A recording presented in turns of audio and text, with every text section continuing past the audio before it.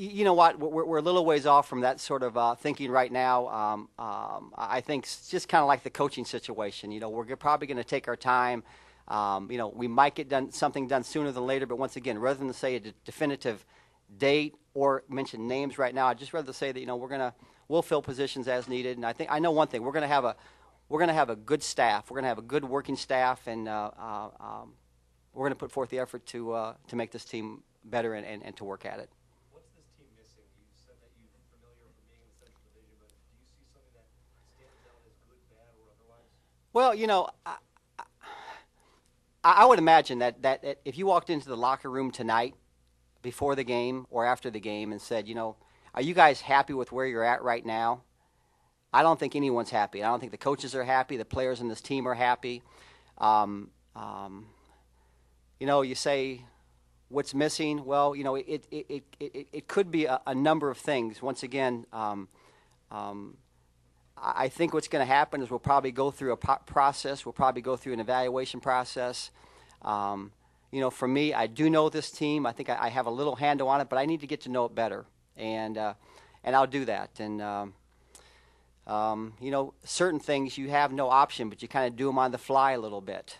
And that's why people say, well, how quickly are you going to make a change? How quickly are you going to make certain decisions? Sometimes people say, well, you know what? We're going to be patient. We're not going to do things. We're not going to make hasty decisions and overreact. And when you're going through a situation like this, you're stepping into a new situation. I think you need to be real careful and make sure that you do evaluate correctly. So. Why have the Pistons been so good? I think that. Senator Cole and I talked about that a little bit, and I said that it's interesting to me that Mr. Davidson, I remember him sitting with Joe and I 7-8 years ago and saying, let's have good people, let's get really good people, and so that was kind of our mantra. I've had a chance to be around Joe for 13 of the last 15 years, and I know what Joe tried to do. He kind of tried to get like Joe Dumars type people. Well, for me, it's not going to be necessarily getting John Hammond type people, but kind of the same line of thinking. We want good people that are going to work really hard. What happened to us? We got a little lucky along the way. We acquired a couple pieces that turned out to be better players than we realized they were even going to be to a certain extent. We liked them going in, but you need a little luck along the way.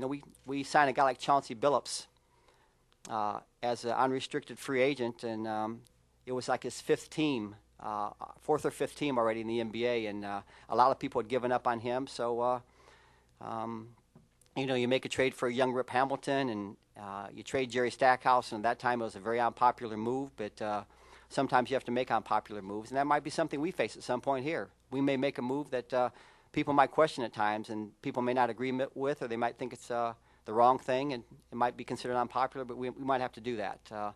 Maybe we do it sooner than later. I don't know how it's going to work out, but saying once again, I think Joe did a great job. The one constant has been Joe. Coaches have come and gone, and players have come and gone to a certain extent, but that core base has been there. I do think we have a nice young core group of players here. If you start looking at, I don't need to mention particular names, but you start saying, okay, let's look at the core base of players here, 25 or under.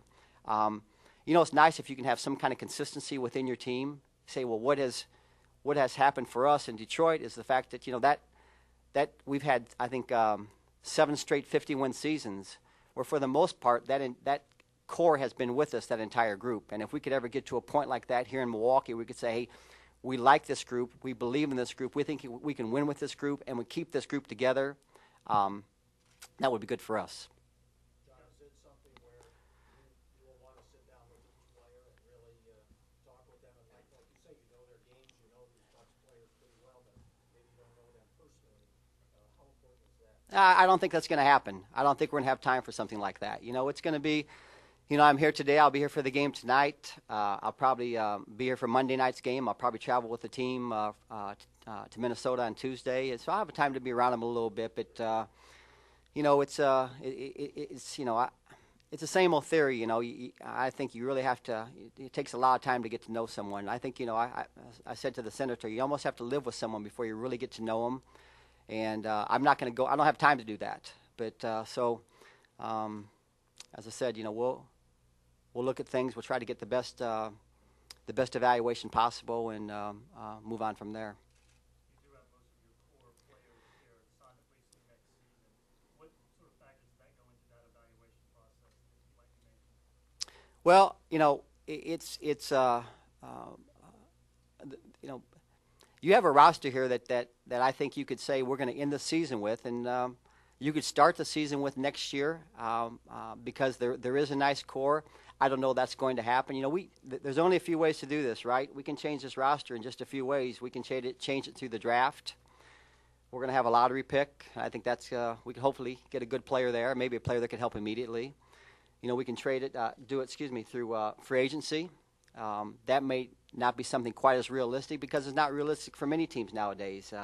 Most teams now look at their free agency as their mid-level exception or maybe biannual exception. So that's basically almost the extent of almost all teams in free agency today. And then besides that, you do it through trades. So, you know, as I said, we're gonna start from day one, exploring every possibility that we can to make this team better, and we can do it through one of those three ways. And we'll see what happens for us. You mentioned the senator's role in you taking the job. Have you discussed with the senator sort of how your relationship will be, and senator how hands-on you intend to be as John gets used to the job? Well, what I've told John is that I'm here to help to make him successful.